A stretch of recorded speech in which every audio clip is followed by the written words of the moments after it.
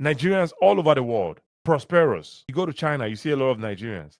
They do business. They conduct businesses. You go to several Asian countries. They do business. They do very well for themselves. Hardworking people. You come to the USA, the same thing. As a matter of fact, the state where I reside in the US, there's an Igbo Day. You go to North Carolina as well, there's an Igbo Day. This is the state. The state, like carving out a day. It's not a public holiday per se, but just carving out a day and naming it after the Igbo people in the state. You know, honoring their resilience, honoring their culture, honoring their community building, honoring all the good things that they bring into the state. It's unheard of. It's unheard of. The state where I reside, in some state documents, Yoruba is a language. It's a language, like a part of a language. I mean, it can't get any better than that, right? I mean, if in other countries outside of Africa, the governments of the day are honoring Nigerians. Why is it different in Africa? Why is it different in Africa?